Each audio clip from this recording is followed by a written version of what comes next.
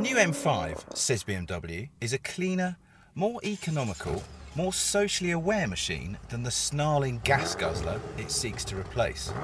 Its twin-turbo V8 engine, for example, might not be as pure as traditionalists would have liked, but it still produces 10% more power than the old V10 and burns 30% less fuel.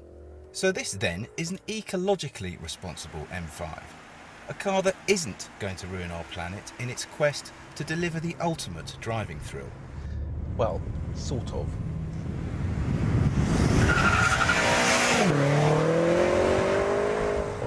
So, the hard points of the new BMW M5.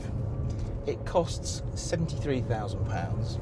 It has 552 bhp. It will get to 60 miles an hour in 4.4 seconds, and it's limited rather ridiculously to 155 miles an hour.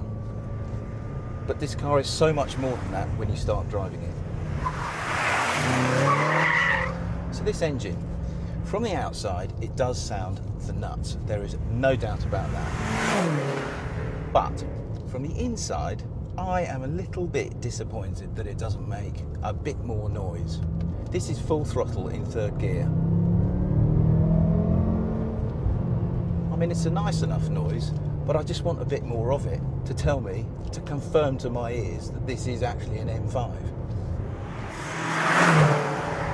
One thing that they didn't get right at all in the old car was the gearbox. It's the first time that they'd used a proper sequential gearbox in an M5, and they made a bit of a mess of it, but blimey, they have corrected that mistake this time. The gearbox in this car is fantastic, but you've actually got less selection modes. You had 5 last time, now you've only got 3.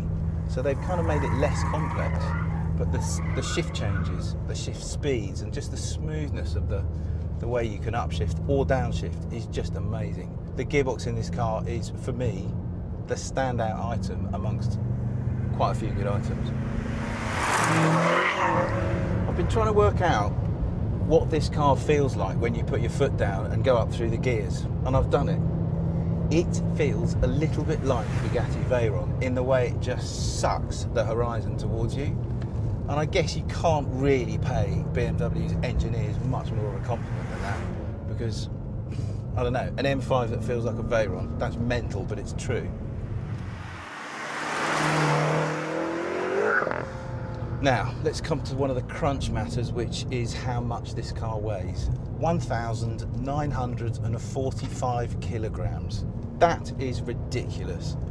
Range Rovers used to weigh less than that not too long ago. However, I don't know how they've done it, but BMW's chassis engineers have managed to make this thing really handle and really ride. It feels as if it weighs about 1,600 kilograms, so they've pulled off a right trick there. Right, the steering.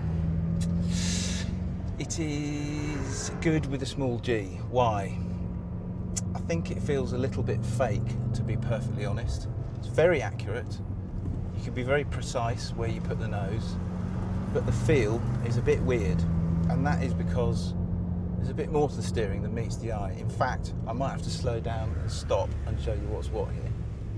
It's all to do with the M-Drive system, because you've now got 2 buttons which change not only the characteristics within the steering, but also the dampers and the throttle response and the gear change speed as well. So really, what you're ending up with is an electronic, artificial feel to the steering in all of its modes, and it never quite nails it in any of them.